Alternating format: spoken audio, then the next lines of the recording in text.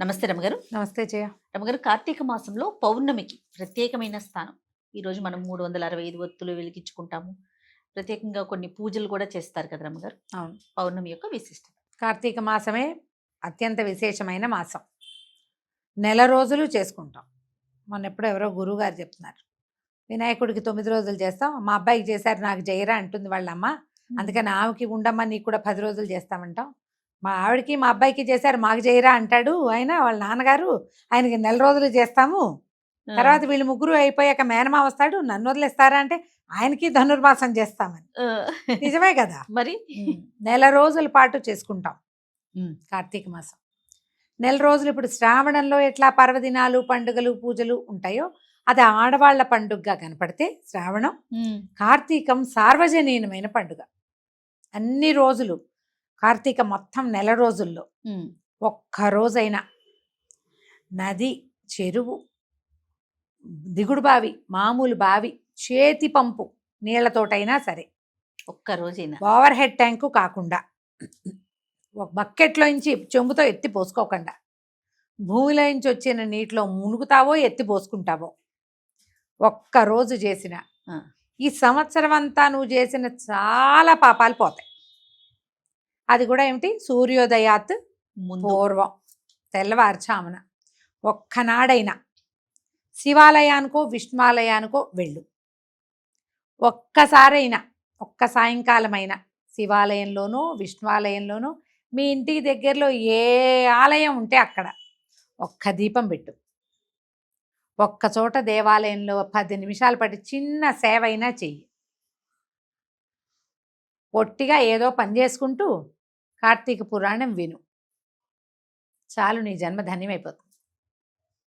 కార్తీకం అంత విశేషమైంది. ఈ నెలలో నువ్వు ఏదో చిన్న దానం, అరటిపళ్ళు కొనుక్కున్నావు ఒక 1/2 డజను, ఎవరో ఒకళ్ళు చేయి జాపారు, ఒక పండు తీసి చేతిలో పెట్టావు, మహాద్భుతమైన దానం. ఏదో తింటున్నావు అవతల వాళ్ళకి పెట్టావు, నువ్వేదో కొనుక్కున్నావు ఇచ్చావు, ఓ పావలా ఇచ్చావు, 10 పైసలు ఇచ్చావు, అయినా కూడా అవును అవన్నీ మహోత్కృష్టమైన దానాలుగా పరిగణించబడతాయి. ఈ నెల అంత ప్రత్యేకమైనది. ఈ నెల అంతా ఇంతే. ఇందులో ఈ పౌర్ణమి నాడు ఉపవాసాలు ఒకటి ప్రధానమైన నియమం కనపడుతుంది. ఈ నెలలో ఓ రోజు ఉపవాసం ఉన్నా చాలు, నెలంతా ఉపవాసం అంటే మరి మహత్తరంగా ఉంటుంది. కార్తీక ఉపవాసాల సంగతి మళ్ళీ చెప్పుకుందాం తప్పకుండా. ఈ పౌర్ణమి నాడు విశేషం ఏంటంటే, పౌర్ణమి నోములు చాలా మంది కనిపిస్తాయి. కేదారేశ్వర వ్రతం అని చేసుకుంటారు. పౌర్ణమి రోజే పౌర్ణమి రోజు చేస్తే విశేషం. లేదా ఇంకా కుదరని వాళ్ళు సోమవారాలు ఏకాదశులు ఎప్పుడో ఒకప్పుడు చేస్తారు. పౌర్ణమి నోములు విశేషంగా పగలు ఉపవాసం చేసి సాయంకాలం నోము చేసుకుంటారు. నోములు లేవు మనకి, ఎవరైనా సరే పగలు ఉపవాసం ఉండి సాయంకాలము దీపారాధన చేసుకోవటం.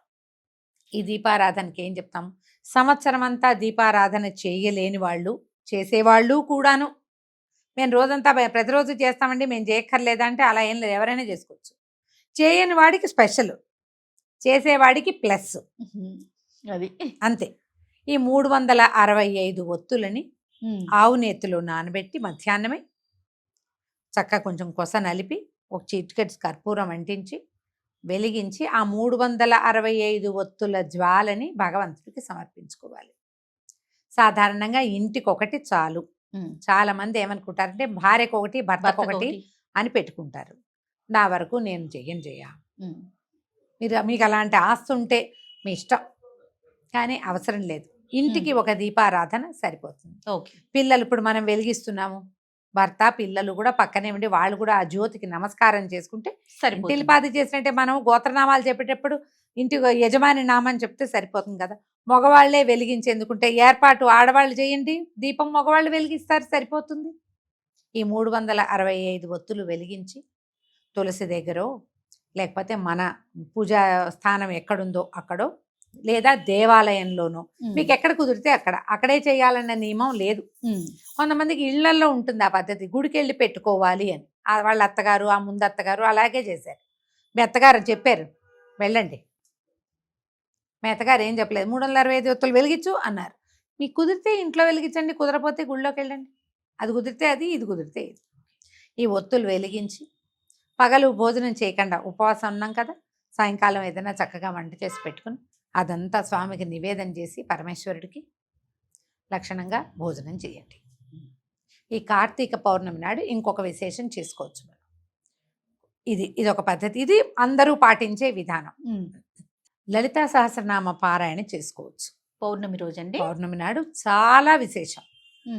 విష్ణు సహస్రనామ పారాయణ కూడా చేసుకోవచ్చు. మామూలుగా కార్తీకంలో మనకి ప్రధాన దైవం ఎవరి కోసం చేస్తాం కార్తీకం అంటే, నువ్వు సింపుల్ ఆన్సర్, నువ్వు శివుడు అని చెప్తావు. కానీ కార్తీకంలో సంకల్పం ఏం చెప్పబడుతుంది? కార్తీక దామోదర ప్రీత్యర్థం శివాభిషేకం కరిష్యే. అంతే, కార్తీకుడు దామోదరుడు కూడా. కార్తీకంలో అసలు దామోదరుడే కార్తీక దామోదరుడు. ఈ సమయంలో ఉన్నవాడే విష్ణువు. ఆయన పేరుకి, ఆయన ప్రీతి కొరకు శివుడికి అభిషేకం చేస్తాం. ఆయన ప్రీతి కొరకు లక్ష్మీదేవి పూజ చేస్తాం. ఆయన ప్రీతికే తులసీధాత్రి కళ్యాణం చేస్తాం. అవును, ఆయన ప్రీతికే దీపం వెలిగిస్తాం. అన్ని సంకల్పాలకి కార్తీక దామోదర ప్రీత్యర్థమే చెప్పబడుతుంది. కార్తీకంలో చేసేటువంటి అన్ని రకాల ఆరాధనలు కూడా ఇద్దరికి శివకేశవ అభేదంగా వెళ్తాయి. అవి వాళ్ళిద్దరికీ తేడా లేదు. శివారాధన విస్తారంగా చేసినా అది ఆయన దామోదర ప్రీత్యర్థమే అనే చెప్పబడుతుంది. కాబట్టి మనం విష్ణు సహస్రనామం చేసుకోవచ్చు. లలితా సహస్రనామ పారాయణ చాలా అద్భుతమైన ఫలితం ఇస్తుంది. మనకి శరత్కాల చంద్రుడు పెద్దవాడు. శరత్ పూర్ణిమ వచ్చింది, మొన్న ఆశ్వేజ పూర్ణిమ వచ్చింది. ఆశ్వేజ పూర్ణిమకి చంద్రుడు పెద్దవాడే, కార్తీక పౌర్ణమికి కూడా చంద్రుడు పెద్దవాడు. ఈ కాలమే పెద్ద చంద్రుడి కాలం.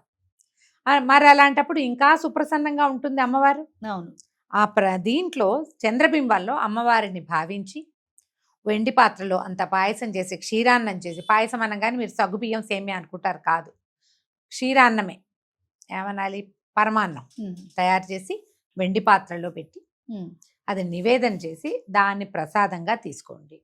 అది చేస్తాం, ఇది చేయలేము అన్నా పర్వాలే, అది ఇది చేసుకుంటామంటే మహత్తరం. అది మా ఇళ్లలో లేదండి, మేము 365 ఒత్తులు వెలిగించామండి అంటే లక్షణంగా ఇలా చేసుకోండి. చక్కగా పగలేలాగా ఉపవాసం ఉంటాం, సాయంకాలం అయ్యేసరికి చంద్రుడు వచ్చేస్తాడు, కనపడతాడు. అవును, చక్కగా పెందరాళే, ఏ మేడ మీదో, ఏ బాల్కనీలోనో, పెరట్లోనో మనకు అవకాశం ఉంటే చక్కగా ఇల్లు అకిలి పెరడు ఉన్నాయి, మనకి ఇబ్బంది లేదు. బయట తులసికోట దగ్గర కూర్చుని లలితా సహస్రనామం పారాయణ చేసేసుకోండి, ఒక మాట చదువుకుంటే చాలు. ఓకే, ఈ పాయసం నివేదన చేసి పాయసాన్ని స్వీకరించండి, రాత్రికి భోజనం చేసేసేయచ్చు. ఇది విశేషమైన ఫలితాన్ని ఇస్తుంది. ఏ దానమైనా పనిచేస్తుంది. ఎవరికైనా దీపదానం చేయదలుచుకుంటే ఇప్పుడు చేసుకోవచ్చు. కార్తీక పౌర్ణమి నాడు దేవాలయానికి వెళ్తాం, దీపదానానికి ముహూర్తం మంత్రం చెప్పమంటే గుళ్ళో ఉన్న అయ్యగారు చెప్తారు. వెలిగించిన దీపాన్ని ఆయనకి 365 ఒత్తులు అనుకోకండి, సాధారణంగా చిన్న దీపాన్ని ఇవ్వచ్చు. ఓ వెండి కుంది, బంగారపు ఒత్తి వేసి ఇస్తారు, సన్న తీగ లాంటిది వేస్తారు. బుజ్జి ఇంత కుందైనా పెట్టుకోవచ్చు, మనం ఇవ్వడానికే కదా దానం ఇచ్చేది. పెద్దది మన శక్తి ఉంటే, లేదా మట్టి ప్రమిదనైనా, లేదా పిండితో చేసిన దీపారాధనైనా దీపదానం అత్యద్భుతమైన ఫలితాన్ని ఇస్తుంది. పౌర్ణమి నాడు చేస్తే మరి ఫలితాన్ని ఇస్తుంది. మేము ఈ అవకాశాన్ని బట్టి ఏది కుదిరితే అది మానకండా మాత్రం చేసుకోండి. మీకు నోములు ఉన్నాయి, కార్తీక తప్పకుండా నోములు ఎలాగూ పాటించుకుంటాం కదా, నోముల ప్రకారం నోములు ముందుకు తీసుకెళ్ళిపోతాం, సరిపోతుంది. మామూలుగా ప్రతి నెల వచ్చే పౌర్ణమి చాలా విశేషమైంది కదా రమ్మగారు. మరి కార్తీక మాసంలో వచ్చే పౌర్ణమికి ఉన్న విశిష్టత ఏంటండి? ఎందుకంటే కార్తీకమే పూర్తిగా మనకి ప్రత్యేకమైన మాసం కదా, శివకేశవులు ఇద్దరి ప్రీత్యర్థము చేయబడేది. ఓకే, అందుకని ఎక్కువ విశేషం. మామూలుగా ఉండే నెలల్లో ఈ మాట చెప్పం కదా, శివ పూజ చేస్తూ దామోదర ప్రీత్యర్థం అని చెప్పబడే మాసం ఇది ఒకటే. పైగా ఈ నెలంతా ఉపవాసాలు ఉంటాం, రకరకాల విధానాలు పాటిస్తాం కదా. ఇప్పుడు చేసే స్నానము, దానము, జపము, దీపము అన్ని విశేషమే. అందుకని ఈ విశేష మాసంలో ఈ ప్రత్యేక దీపారాధన చెప్పబడింది అన్నమాట. నమస్తే రమ్మగారు. నమస్తే చే.